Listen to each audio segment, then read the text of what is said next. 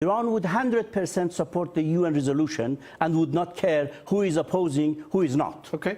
We're running out of time. I want to talk briefly about Yemen, where millions of civilians, especially children, are on the brink of starvation, partly as a result of a siege and a bombing campaign by the Saudi-led coalition. But look, on the other side, opposition Houthi fighters have also been accused of human rights abuses, of violating international humanitarian law. How long will Iran continue supporting the Houthis? I think Yemen is much easier, Mehdi, to be very frank. You know very well, Zaydis, Houthis, they have been ruling Yemen for 1,000 years. 1963, when Egypt invaded Yemen to remove Zaydis, Houthis became ally of Saudi Arabia. Yes. You remember? Yes. For 40, 50 years, Saleh was ally of Saudi Arabia. Former president of Yemen. When Saudi started to attack militarily, then the Zaydis, the Houthis, they came to Iran to get support. We can't have a long history lesson, but the facts of the matter are, the UN, you kept quoting to me the UN on Syria. Yes. The UN passed a resolution backing the quote-unquote legitimate government of Yemen against the Houthis. The Houthi takeover of Yemen was not sanctioned or sanctified or approved by international law. You have been talking for the whole of this interview about the importance of an internationally recognized government, of international law. Does Iran recognize President Hadi as the president of Yemen? Iran definitely recognizes the United Nations Security Council resolution, but which backs Hadi and not the Houthis. But this you back the Houthis in violation of international law. Saudi Arabia is also bombing Houthis. And I've questioned the Saudis bombing. I'm asking Iran. I'm asking about Iran. Your answer to every question cannot be Saudi Arabia. No, Mehdi, I'm asking why UN resolution. Hold on. You gave me a long answer on Syria, saying we are invited by the government to support the government against terrorists, and yet many would say you're doing the reverse in Yemen. Should you we are agree, against the internationally recognized government of Yemen. Should we agree that UN resolution is the base or not? Yes. Okay. So why are you supporting the fighters who are singled out by the UN resolution? Hold on. The UN resolution says peaceful diplomacy through peaceful negotiation between Houthis, Zaydis, and the government of Hadi to have a new arrangement. Iran is supporting diplomacy. Let's just be very clear. UN Resolution 2216 reaffirms its support for the legitimacy of the president of Yemen, Abdurrahman Mansur Hadi. Do you and does the Iranian government recognize the legitimacy of President Hadi? Yes or no? It's a very simple question. No. No, you don't. No. What I am saying Iran is supporting a peaceful negotiation. No. You're supporting Houthi fighters who have blocked food and medical supplies from reaching civilians, according to Human Rights Watch. Mehdi, this is not fair. For 2 years, Saudis are killing tens of thousands of and I've Houthis, asked the Saudis about their bombing of Yemen, destroying the whole Yemen. That justifies Houthi war crimes?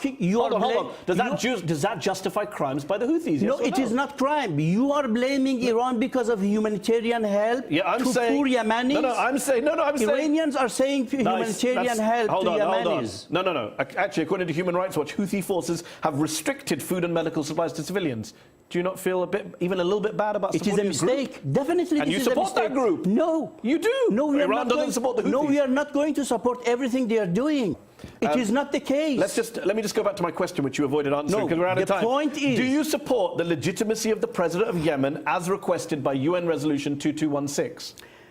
The resolution. Yes or no? No, you are reading just one part of resolution. Reaffirming its support for the legitimacy of the president of Yemen. It's the only part that matters to this question. No, this is one part of. No, the resolution inviting the two parties to sit together for transitional government. But it also says it reaffirms its support for the legitimacy of the president of Yemen. Okay. Do you recognize the legitimacy of the president of Yemen? Let's say the UN is recognizing Hadi as a legitimate government. It does. Okay.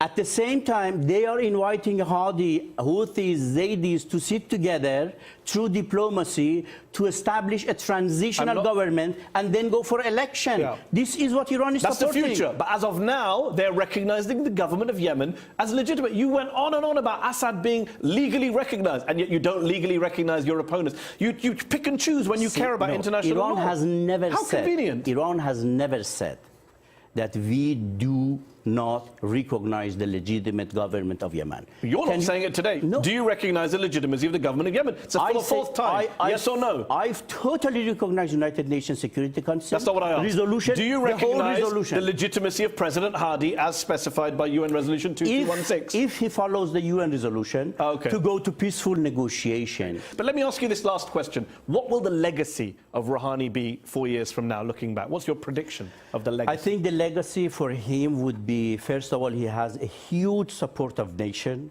for promoting civil society. I think he already did a great job to bring inflation from 40 to 9% in 4 years.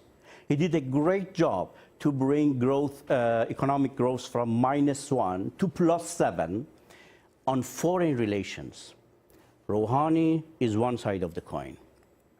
His hand is open for engagement, diplomacy, negotiation, cooperation with the regional countries, like the nuclear deal. If Saudi Arabia, if the Arab countries, they are ready, they are the other side of the coin. Rouhani is not everything. He is 50%. Whether the others would be ready to sit with Iran, to define a new structure for security of the region, to define the new cooperation system, to discuss the fears, the concerns of both parties, to agree how we can resolve, how we can secure the sovereignty of each country, non-interference. Rouhani is open for this. Whether Saudi Arabia, GCC would be ready, this is the other side of the coin. Sayyid Hussein.